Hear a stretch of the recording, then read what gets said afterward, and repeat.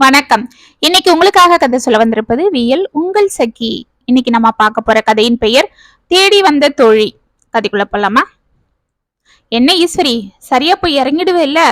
அட்ரஸ்லாம் சரியா கண்டுபிடிச்சிடுவே இல்ல என்று கோபாலன் பஸ்ஸின் வெளியில் இருந்து கேட்டுக்கொண்டிருக்க, அட என்னங்க நீங்க, இங்க இருக்கு பெரம்பூரு, அதுக்கு என்னவோ, நான் எல்லாம் சரியா கண்டுபிடிச்சிடுவேங்க. சரிம்மா, பார்த்து பத்திரமா போயிட்டு வா.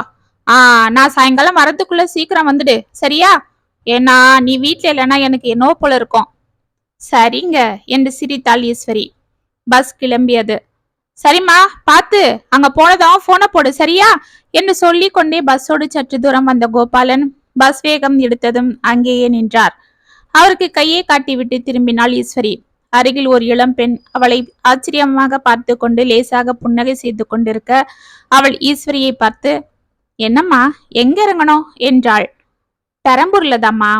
ஓ அப்படியா, நானும் அங்கதான் என்றவள் கூறிக்கொண்டிருக்க, கண்டக்டர் வந்ததும் இருவரும் டிக்கெட்டை வாங்கினர். போக போக கூட்டம் அதிகமாகிடும், நல்ல வேலை நீங்க ஜன்னல் உட்காந்துட்டீங்க, இல்ல மேலேயே வந்து விழுவாங்க பாருங்க என்றால் அந்த இளம் பெண் டிக்கெட்டை பேக்கில் வைத்து கொண்டு. அப்படியா, அவ்வளவு கூட்டமா ஏறும்? ஆமாம்மா. ஆமா, நீங்க இப்பதான் இந்த பக்கம் போறீங்களா? ஆமா கண்ணு, நான் தனியா எங்கேயும் போனதில்ல. அவருதான் எங்க போனாலும் வண்டியில கூட்டிட்டு போவாரு. அப்புறம் பசங்க தலையெடுத்ததும் அவருக்கு வேலை இருக்கும் போது அவங்க கூட போயிட்டு இருந்தேன். இப்ப எல்லாரும் வேலை குடும்பம்னு ஆளுக்கு ஒரு திசையில போயிட்டாங்க. நாங்க திரும்பவும் தனியாகிட்டோம். அவரும் இந்த வருஷம் ரிட்டையர்ட் ஆகுறாரு. அவருக்கு இன்னைக்கு வேலை இருக்கு, லீவ் இல்ல. நமக்கு வீட்டுல உட்காந்துக்கிட்டு போர் அடிக்குது. எவ்வளவு நேரம் தான் டிவி செல்லுன்னு பாத்துட்டு இருக்கிறது. அதுதான் என் ஃப்ரெண்டை பார்க்க கிளம்பிட்டேன். என்னது, உங்க ஃப்ரெண்டா என்று சிரித்தாள் அந்த பெண். ஆமா கண்ணு, என் சின்ன வயசு ஃப்ரெண்டு. நாங்க அந்த மதுராந்தகத்துல அந்த காலத்துல ஓடி ஆடாத இடம் இல்ல. அப்பெல்லாம் அந்த ஊரு சுத்த கிராமமா இருக்கும், இப்ப போல இல்ல. ஓ அப்படியா என்று ஆச்சரியமாக கேட்டாள் அந்த பெண். அவளை பார்த்து சிரித்த ஈஸ்வரி, ஆமா கண்ணு, உன் பேர் என்ன என்றாள். என் பேர் திவ்யா. ஓ அப்படியா, இப்ப வேலைக்கு போறியாம்மா? இல்லம்மா, என் ஃப்ரெண்டு கவிதா வீட்டுக்கு போறேன். ஒரு வாரமா அவளுக்கு உடம்பு சரியில்லை, வேலைக்கும் வரல. அதுதான் என்னாச்சுன்னு பாக்கலான்னு போறேன். ஓ அப்படியா, நானும் என் ஃப்ரெண்டும் கூட அப்படிதான். சின்ன வயசுல நானும் அவளுக்கு உயிர். எங்க வீடும் அவங்க வீடும் பக்கத்து பக்கத்துல தான். எங்க அப்பா அங்க மளிகை கடை வச்சிட்டு இருந்தாரு. அவங்க அப்பா போஸ்ட்மேனா இருந்தாரு. அவருக்கு டிரான்ஸ்ஃபர் ஆகி அவங்க அந்த ஊருக்கு வந்தாங்க. அப்ப அவளுக்கு 5 வயசு. எனக்கும் தான். எங்க அம்மா கிட்ட அவங்க அம்மா நல்லா பழகிட்டாங்க. எங்க அம்மா துணி எல்லாம் தைப்பாங்க. அதனால அவங்க அம்மா துணிங்களை தக்க எங்க வீட்டுக்கு வருவாங்க. அப்ப 2 பேரும் உட்காந்து நல்லா கதை பேசிட்டு இருப்பாங்க. அப்ப நானும் அவளும் ஜாலியா விளையாடிட்டு இருப்போம். அப்புறம் அவளை நான் படிக்கிற ஸ்கூல்லயே சேர்த்து விட்டாங்க. நான் இருக்கிற செக்ஷன்ல தான் போடணும்னு ஹெச்எம் கிட்ட அடம் பிடிச்சி வந்து என் கிளாஸ்ல சேர்ந்தா. அப்புறம் என்ன, எங்க ஃப்ரெண்ட்ஷிப்பு இன்னும் நெருக்கமாயிடுச்சு. எத்தனை பசங்க எங்களுக்கு ஃப்ரெண்டா இருந்தாலும் எங்க நட்பு வேற விதமா இருக்கும். நாங்க அந்த மதுராந்தகத்துல ஏரி கத்தராமர் கோவிலுக்கு அடிக்கடி போவோம். இந்த கிழமை தான் அந்த கிழமை தானே இல்ல, நினைச்சா கிளம்பிடுவோம். அப்போ ஒரு வாட்டி என் கால்ல கண்ணாடி துண்டு குத்திடுச்சு. அத பார்த்து அவ துடிச்சிட்டா. டாக்டர் கிட்ட போய் அவ தேம்பிக்கிட்டு, என் ஃப்ரெண்டுக்கு ஊசி போடாதீங்க, அவ வலி தாங்க மாட்டான்னு அழுதான்னா பாரு. எல்லாரும் சிரிச்சாங்க. ஏய் திலகா, கால்ல அடிப்பட்ட அவளே பேசாம உட்கார்ந்துட்டு இருக்கா, நீ என்ன அழுத அமக்கலம் பண்ற என்று திலகாவின் அம்மா கேட்க, அம்மா பேசாம இருங்க, அவ பாவம், அவளுக்கு எப்படி வலிக்கணும் எனக்கு தான் தெரியும். அந்த கிளாஸ் பீஸ் என் கால்ல குத்த வேண்டியது, நான் தான் அதுல தெரியாம காலை வைக்க போனேன். ஆனா என்ன அவ இழுத்து வேகத்துல அவ அதுல காலை வச்சிட்டா என்று ஈஸ்வரியை கட்டி கொண்டாள் திலகா. நல்ல பொண்ணுங்கடி நீங்க என்று இருவரின் தாயும் சிரித்தனர். இதை கேட்டு திவ்யாவும் சிரிக்க, ஆமாமா, இப்படிதான் ஒரு வாட்டி தீபாவளி சமயம் அவங்க வீட்டுல அவளுக்கு அவங்க அம்மா பட்டு பாவாடை எடுத்திருந்தாங்க. எங்க அம்மா கிட்டதான் தக்கை கொடுத்திருந்தாங்க. அத பார்த்து எனக்கு ரொம்ப பிடிச்சிருந்தது. ஆனா எங்க அப்பாக்கு அவ்வளவு வசதி இல்ல, அதனால சாதாரண காட்டன் பாவாடை எடுத்தாங்க. நான் அந்த பட்டு பாவாடைய பார்த்துட்டு எனக்கும் இதே போல வேணும்னு எங்க அம்மா கிட்ட அடம் பிடிச்சிட்டு இருந்தேன். எங்க அம்மாவும் நான் பணத்தை சேர்த்து வச்சு பொங்கலுக்கு கண்டிப்பா எடுத்து தரேன்னு என்ன சமாதானம் பண்ணிட்டு இருந்தாங்க. நாள் வந்தது. அன்னைக்கு அந்த பாவாடைய திலக கட்டிட்டு வருவா. அது எப்படி இருக்கும், அவளுக்கு நல்லா இருக்கும் இல்லன்னு அதை பார்க்க ஆசையா காத்துட்டு இருந்தேன். ஆனா அவ சாதாரண காட்டன் பாவாடை தான் கட்டிட்டு வந்தா. எனக்கு ஆச்சரியமா இருந்தது. ஏய் திலகா, என்னடி பட்டு பாவாடை கட்டிக்கலையா? எங்க அம்மா அதுதானே தச்சாங்க உனக்கு. ஆனா நீ காட்டன் பாவாடை கட்டிட்டு வந்திருக்க. ஆமாண்டி, அந்த பட்டு பாவாடையோட சட்டை கொஞ்சம் லூசா இருக்கு. அதுதான் இந்த பாவாடை சட்டையை கட்டிக்கிட்டேன். இது கூட நல்லா தானே இருக்கு. இதோ பாரு, நம்ம 2 பேரும் ஒரே மாதிரி இருக்கோம் இல்ல என்றாள். என்னம்மா திலகா, சட்டை லூசா இருக்குதா? உங்க அம்மா கொடுத்த அளவுல தானே தச்சேன். சரி, அந்த சட்டை எடுத்துட்டு வா, நான் புடிச்சு தரேன் என்று கிச்சனில் இருந்து பலகாரத்தை எடுத்து வந்து அவளிடம் கொடுத்தாள் ஈஸ்வரியின் தாய். அத்தை, அதெல்லாம் ஒண்ணும் வேண்டாம், அத அப்புறம் பாத்துக்கலாம். நாங்க இப்ப பட்டாசு வெடிக்க போறோம். ஏய் வாடி, பட்டாசு வெடிக்கலாம் என்று ஈஸ்வரியின் கையை பிடித்து இழுத்தாள் திலகா. சரிம்மா, இந்தா இந்த பலகாரத்தையாவது சாப்பிடு, அப்புறம் விளையாடுங்க. இருக்கட்டும் அத்தை, நான் அப்புறம் வந்து இங்கேயே சாப்பிட்டுக்கிறேன் என்று ஈஸ்வரியை அழைத்து கொண்டு வெளியே ஓடினாள். சற்று நேரத்தில் திலகாவின் அம்மா பலகாரங்களை எடுத்துக்கொண்டு ஈஸ்வரி வீட்டுக்கு வர அவளை பார்த்த ஈஸ்வரியின் அம்மா, வாங்க வாங்க, வேலையெல்லாம் ஆயிடுச்சா என்றாள். இப்பதான் எல்லாம் ஆச்சு, இந்தாங்க பலகாரம். நானே இப்ப உங்க வீட்டுக்கு கொண்டு வரலான்னு இருந்தேன். ஓ அப்படியா என்று இருவரும் பேசிக் கொண்டிருக்க, ஆமா திலகாக்கு நான் தச்ச சட்டை லூசா இருக்குதுன்னு சொன்னாலே, கொண்டு வாங்க, சரி பண்ணி கொடுக்கறேன் என்றாள் ஈஸ்வரியின் தாய். அட, லூசா இருக்கா? யாரு சொன்னது? அது நல்லா தானே இருக்கு. பாப்பா தான் சொன்னா. சொல்லுவா, நல்ல நாள் அதுவுமா குழந்தை பட்டு பாவாடை கட்டிப்பான்னு அவங்க அப்பா தேடி பிடிச்சி பட்டு பாவாடை வாங்கிட்டு வந்தா. என் ஃப்ரெண்டு காட்டன் பாவாடை தான் கட்டிக்கிறா, எனக்கு மட்டும் எதுக்கு பட்டு பாவாடைன்னு சொல்லிட்டா. இங்க வந்து உங்ககிட்ட இப்படி சொன்னாளா என்று சிரித்தாள் திலகாவின் தாய்.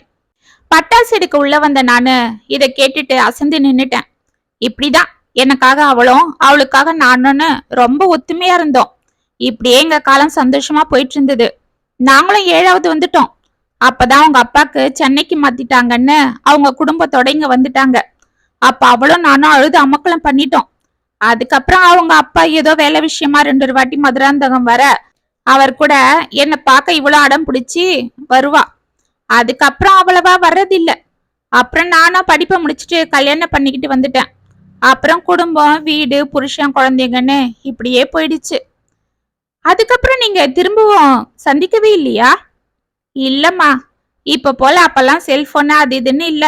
அதனால எங்களுக்குள்ள எந்த தொடர்பும் இல்ல. அவ எங்க இருக்கா, என்ன ஆச்சு, என்ன ஏதுன்னு தெரியாமலே போயிடுச்சு. அவளுக்கு அப்புறம் இந்த மனசு யாரையும் ஃப்ரெண்டா அவ்வளவு நெருக்கமா ஏத்துக்கல. அதுக்கப்புறம் எவ்வளவோ ஃப்ரெண்டுங்க வந்து போனாங்க. ஆனா அவளை போல யாரும் மனசுல நிக்கல. அப்ப இப்ப எப்படி கண்டுபிடிச்சீங்க? போன வாரம் எங்க சொந்தக்காரங்க கல்யாணத்துக்கு போயிருந்தேன். அப்ப மதுராந்தகத்துல இருந்து எங்க ஊர்க்காரங்க வந்திருந்தாங்க. அதுல ஒருத்தர் தான் திலகாவை பத்தி சொன்னாங்க. அவ இங்க பெரம்பூர்ல தான் இருக்கான்னு. அவங்க சொன்னதும் உடனே அவங்க கிட்ட அட்ரஸ வாங்கிட்டேன். இப்ப என்ன அவ பார்த்தா அவ்வளவுதான், ஓடி வந்து கட்டி பிடிச்சிப்பா. பழைய கதெல்லாம் பேச ஆரம்பிச்சிடுவா. இன்னைக்கு நான் திரும்பவும் அவகிட்ட இருந்து போறதுக்குள்ள போதும் போதும்னு ஆகிட போகுது என்று உற்சாகமாக கூறினாள்.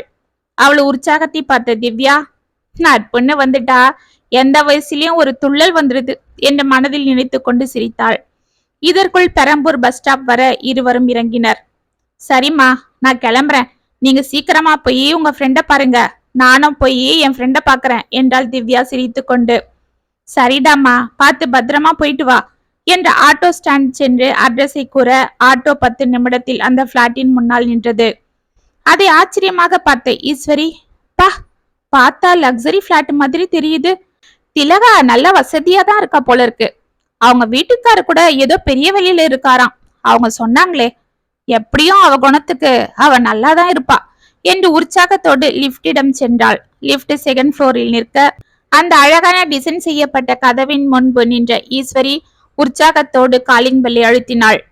யாரோ உள்ளே நடந்து வருவது போல் சத்தம் கேட்க, அவதான் வராளா?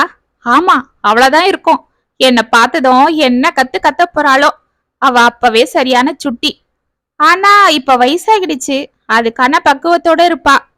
இருந்தா என்ன, நட்புனா வயசாவது ஒண்ணாவது என்று அவள் மனதில் பூரித்து கொண்டிருக்க கதவை திறந்த அந்த இளம் பெண் ஈஸ்வரியை உற்று பார்த்து கொண்டு நின்றாள். என்ன இது, யார் இந்த பொண்ணு என்று யோசித்துக் கொண்டு நின்ற ஈஸ்வரியை பார்த்த அந்த பெண், யாருமா நீங்க, என்ன வேணும் என்றாள். திலகா. ஓ அம்மாவா, வாங்க வாங்க, உள்ளதான் இருக்காங்க என்று முன்னால் சென்றாள். ஓ, வேலைக்கார பொண்ணா இவ என்று யோசித்துக் கொண்டு சென்ற ஈஸ்வரி சுற்றி பார்த்து கொண்டு உள்ளே போனாள். அது வீடு என்று சொல்ல முடியாது, அரண்மனை என்றே சொல்லத்தக்கதாக இருந்தது. அதில் இருந்த அனைத்து பொருட்களும் தகதகவென மின்னிக் கொண்டிருந்தது. எல்லாம் வெளியூரில் இருந்து இறக்கப்பட்டவை என்பது பார்த்தாலே தெரிந்தது. அம்மா வந்துடுவாங்க, இப்படி உட்காருங்க என்று அவள் கூறிவிட்டு உள்ளே செல்ல, யாரு கவிதா என்று கேட்டுக்கொண்டு ஒரு பெண் நைட்டியுடன் வர அவள் அருகில் மற்றொரு பெண்மணி இருந்தாள். திலகா, திலகாதான். அடக்கடவுளே, எப்படி ஆயிட்டா! அவளும் அவ ட்ரெஸ்ஸும் பார்த்தாலே தெரியுது, பெரிய இடத்து பொம்பளைக்கான எல்லா அம்சமும். ஆனா அவளுக்கு என்ன தெரியலையா? என்ன பண்றது, எத்தனை வருஷம் ஆயிடுச்சு, வயசு வேற ஆகுது இல்ல என்று மனதில் நினைத்து கொண்டு அவளை உற்சாகமாக பார்த்து கொண்டிருந்த ஈஸ்வரியை மேலும் கீழும் பார்த்த திலகா, ஆமா, யாரு நீங்க? அவரை பார்க்க வந்தீங்களா என்றால் முகத்தை என்று வைத்துக் கொண்டு. இல்ல திலகா, என்ன தெரியலையா? நான் தான் ஈஸ்வரி. எந்த ஈஸ்வரி? ஈஸ்வரி மதுராந்தகத்துல. மதுராந்தகத்துல என்ன திலகா, மறந்துட்டியா? நாம 2 பேரும் மதுராந்தகத்துல பக்கத்து பக்கத்து வீட்டுல இருந்தோமே. எங்க அம்மா கூட துணிலாம் தப்பாங்களே. எங்க அப்பா மளிகை கடை வச்சிட்டு இருந்தாரு. நீயும் நானும் அப்ப ஃப்ரெண்டா இருந்தோம், ஒன்னா விளையாடுவோம். நீ கூட என் கிளாஸ்ல தான் படிக்கணும்னு அடப்பிடிச்சியே என்று ஈஸ்வரி கூறிக்கொண்டிருக்க அவளை ஏதோ வேற்று கிரகவாசி போல் பார்த்து கொண்டிருந்தாள் திலகா. எனக்கு அதெல்லாம் ஒன்னும் ஞாபகம் இல்ல. எப்போ 10-12 வயசுல ஃப்ரெண்டுன்னா எப்படி ஞாபகம் வச்சுக்க முடியும்? சரி, இப்ப என்ன விஷயம், எதுக்கு வந்தீங்க என்றாள். ஈஸ்வரியின் மனதில் சுரில் என்று யாரோ சாட்டையால் அடித்தது போல் இருந்தது. ஒண்ணு இல்ல திலகா, உன்னை பார்க்கலான்னு. இதோ பாருங்க, நான் எவ்வளவு மரியாதையா நீங்க வாங்க போங்கன்னு பேசுறேன். நீங்க என்னடானா வா பொண்ண பேசிட்டு கொஞ்சம் கூட மேனஸ் இல்லாம. இவங்கெல்லாம் இப்படித்தான் என்று தனது அருகில் இருந்த பெண்ணை பார்த்தாள். ஈஸ்வரி அதிர்ந்து நின்றாள். அவள் கற்பனை கனவு கொட்டை ஒரே நிமிடத்தில் சுக்குநூறாக சிதறிய அதிர்ச்சியில் அவளுக்கு தொண்டை வறண்டு வார்த்தைகள் வெளிவர மறுத்தன. சரி, இப்ப என்ன விஷயம்? எதுவா இருந்தாலும் சொல்லுங்க, நாங்க வெளியில கிளம்பணும் என்றாள் திலகா முகத்தை என்று வைத்துக் கொண்டு. ஒன்னும் இல்ல, நான் கிளம்புறேன் என்று அமைதியாக வெளியே சென்றாள் ஈஸ்வரி. அவள் வெளியே சென்றதும், என்ன திலகா, அவங்க உங்க ஃப்ரெண்டுன்னு சொல்றாங்க, அவங்க கிட்ட என்ன ஏதுன்னு பேசாம அனுப்பிட்டீங்க என்று அவள் அருகில் இருந்த பெண் கேட்க, நீ வேற, ஏதோ சின்ன வயசு ஃப்ரெண்டா, இத்தனை வருஷம் இல்லாம இப்ப பார்க்க வந்துட்டா. இவங்கெல்லாம் இப்படிதான், நாம வசதியா இருக்கோன்னு எப்படியாவது தெரிஞ்சுக்கிட்டா ஏதோ ஒரு சாக்கு வச்சுக்கிட்டு பார்க்க வந்துடுவாங்க.